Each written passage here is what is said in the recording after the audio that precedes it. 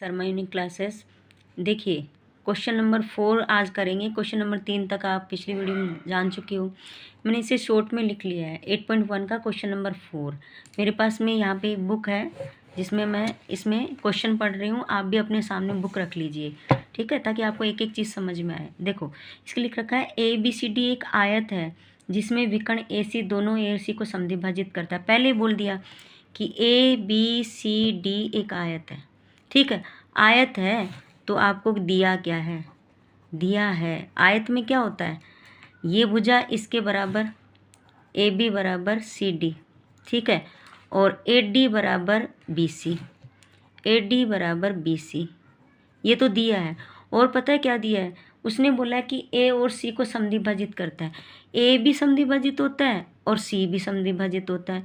तो मतलब 1 और 2 भी बराबर है और 3 और 4 भी बराबर है। तो 1 और 2 भी बराबर है और 3 और 4 भी बराबर है। ये तो हमको सब दिया है, ठीक है। अब अपने पास में पहला क्वेश्चन इसके अंदर क्या है, पहला क्वेश्चन है कि आप बताइए ABCD एक वर्ग है। वर्ग की क्या कंडीशन है बताओ। वर्ग की कंडीशन है कि सारी भुजा बराबर होनी चाहिए, होनी चाहिए। हमें आयत से अब वर्ग बनाना है इसको, तो कोई टेंशन नहीं है, अभी बन जाएगा 2 सेकंड में, ठीक है। पहले लेंगे अपन त्रिभुज लेंगे ABC। अभी आप देखिए आपको खुद ही आ जाएगा ये क्वेश्चन। आप लोगे ABC, ठीक है।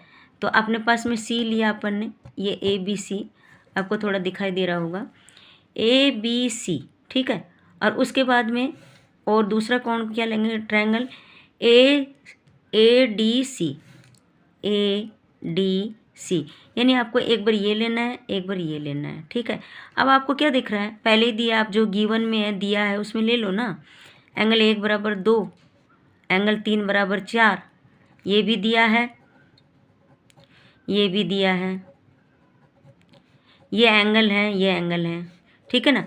अब आपको क्या दिया, AC क्या हो गई, AC बराबर AC, ये है उभयनिष्ठ कॉमन, उभयनिष्ठ हो गई, कॉमन साइड हो गई, ये S हो गई, ठीक है। तो आपको पता है क्या करना है, A फिर S फिर A, दो कोण है एक साइड है, तो A फिर S चलिए फिर A आया, ठीक है। तो ये अपने पास में कौन सा नियम लग गया, त्रिभुज ABC सर्वांग समय त्रिभुज ADC, और आपके ADC हो गया। तो आपको क्या लिखना है, कौन से नियम से, ASA नियम से, ठीक। CPCT से क्या बच गया, अब CPCT के लिए हम क्या यूज करेंगे, ये साइड इसके इक्वल है, तभी तो हमारा मतलब सिद्ध होगा। क्योंकि हम ये तो जानते हैं ये साइड ऊपर वाले के इक्वल है, लेकिन ये साइड इसके इक्वल बता देना CPCT में, क्योंकि हमें यही चाहिए। तो AB बराबर AD, ये हम कह सकते हैं CPCT, और AB बराबर BC भी कह सकते हो, AB बराबर BC, तो CPCT। अब आपको पता है सारी साइड इक्वल हो गई हैं, तो AB BC BC CD और DA सब इक्वल हैं, ठीक है ना। आपके पास AB BC और ये CD और DA सब इक्वल हो गई ना। तो और इक्वल हो गई तो आता है ये क्या है, एक वर्ग है, वर्ग है, ठीक है ना। हो गया ये क्वेश्चन। सेकंड क्वेश्चन क्या है, मैं सेकंड क्वेश्चन और पढ़ लेती हूँ। सेकंड क्वेश्चन दिया है विकर्ण BD दोनों कोण B और D को समद्विभाजित करता है। विकर्ण BD, अब की बार विकर्ण BD फिर से बना लो एक डायग्राम, ये ले लिया, फिर से हम ABCD लिख देते हैं, ABCD। अब तक हम यूं कर रहे थे, अब यूं कर लेंगे, क्योंकि विकर्ण BD बोला है। विकर्ण BD हो गया, आपको बोल रहा है कि B को भी समद्विभाजित करता है, D को भी समद्विभाजित करता है। बहुत सिंपल है भाई, बहुत ज़्यादा सिंपल, ठीक है। कैसे आप बताओ, B और D को समद्विभाजित करता है तो कैसे लिखेंगे अपन। आपके सामने ये एक ट्रायंगल है और ये एक ट्रायंगल है, आराम से ले लो इसको। आप क्या बता चुके, ABCD सब भुजा बराबर हैं, आप पहले ही बता चुके इस डायग्राम में ऊपर।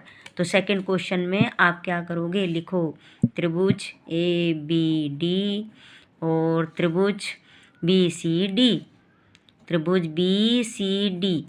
अब बताओ ए बी बराबर सी डी, ए बी बराबर सी डी ऊपर बता चुके हैं ना अपन सारी लाइन में, ठीक है। और ए बी बराबर सी डी, ए डी बराबर कौन, बी सी। हो गया येलो दो बात। और ये क्या है, उभयनिष्ठ। ये हो गया बी डी बराबर बी डी, बी डी बराबर बी डी। ये क्या हो गया, ये हमको सिद्ध कर चुके हैं, ये भी हम सिद्ध कर चुके हैं, ये हमारा उभयनिष्ठ। तो ये आपके पास में क्या आ गया, ये उभयनिष्ठ हो गए ना। तो तीनों क्या आ गए, एस एस नियम से त्रिभुज ए बी डी सर्वांग समबाहु त्रिभुज क्या, B C D by S S S rules. और सी पी सी टी से आप क्या कह दोगे भाई, कुछ भी कह दो इनको, दो एंगल नाम दे दो, चार तो ऊपर ही ले लिया अपन ने, तो 5 और 6 7 और 8 लिख दो। तो 5 बराबर 6 और 7 बराबर 8 लिख दिया। तो 5 और 6 किसको समद्विभाजित करता है, एंगल बी को। तो ये एंगल बी को समद्विभाजित करता है, और दूसरा एंगल डी को समद्विभाजित करता है, ठीक है। ये हो गया येलो, डन, आपका आंसर खत्म, ठीक है। देखिए क्वेश्चन नंबर आप 5th पढ़ लेते हैं। समांतर चतुर्भुज ए बी सी डी के विकर्ण बी डी पर दो बिंदु इस प्रकार पी क्यू इस प्रकार स्थित है कि डी पी बराबर बी क्यू। अब एक एक पॉइंट सोल्व करेंगे, ठीक है। आपको ढूंढने की भी जरूरत नहीं, इसमें सारे पॉइंट आपको निकाल के दे रखे हैं, कौन से ट्रायंगल लेने, कौन से त्रिभुज लेने, तो इसमें चिंता करने की भी ज़रूरत नहीं है इस क्वेश्चन में। भाई इसमें डायग्राम दे रखा तो मैंने भी इस डायग्राम को उतार लिया, ठीक। पहला क्वेश्चन क्या है दिया, तो आपको ये है, यानी ये वाली साइड बराबर केवल ये वाली साइड, ठीक। अब पहला पॉइंट लेते हैं अपन सिद्ध करने वाले का, पहला पॉइंट लेते हैं। क्या दिया इसमें, त्रिभुज ए पी डी, उसने खुद ही बोल दिया, हम वही ले लेंगे, हम दूसरा क्यों ढूंढेंगे, सी क्यू पी।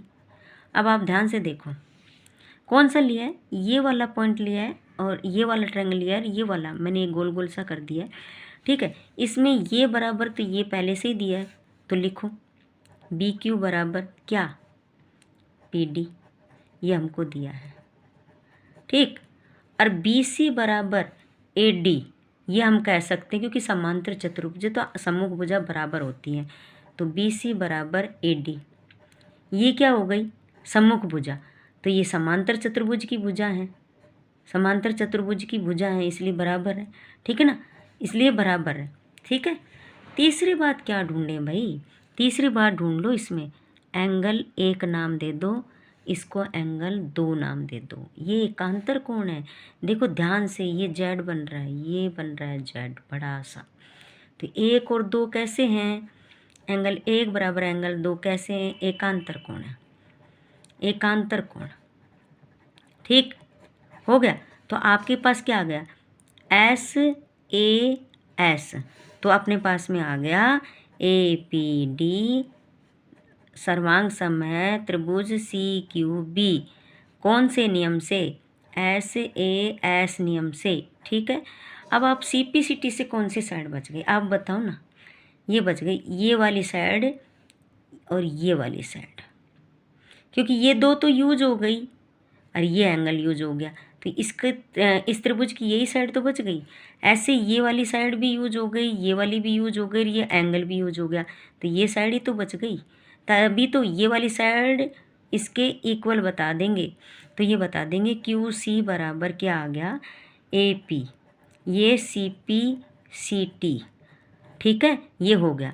अब इसी ट्रायंगल को ले लो, अब कौन सा ट्रायंगल लें, अब ये वाला ले लेंगे, ये वाला ले लेंगे और ये वाला ले लेंगे। अब फिर से देख लो इसको, ये वाला और ये वाला, तो देखो ये वाली भुजा तो इसके बराबर हो जाएगी क्योंकि समांतर चतुर्भुज है, ठीक है।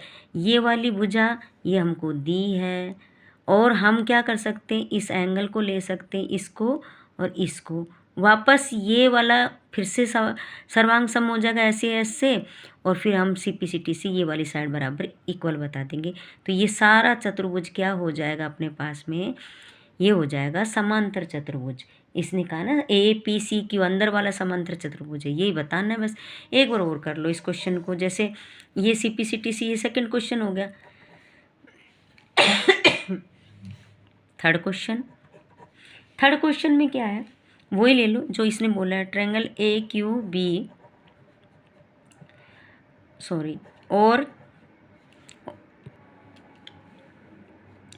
और कौन सा लें, इसी क्वेश्चन में देख रही हूँ मैं, CPD, ट्रायंगल CPD। सिंपल है भाई।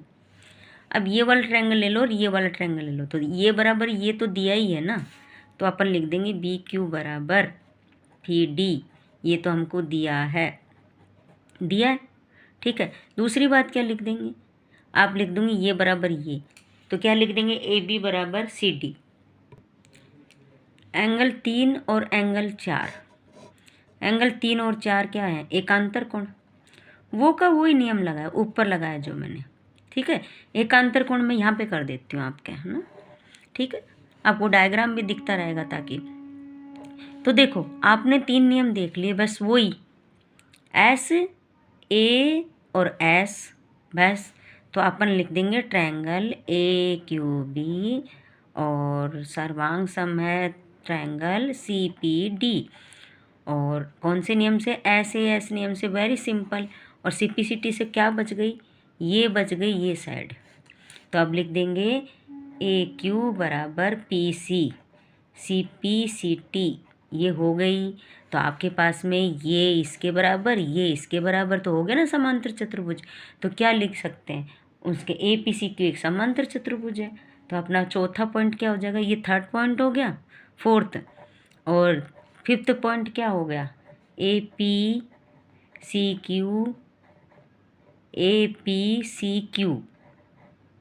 ठीक है। CQ एक समांतर चतुर्भुज है, एक समांतर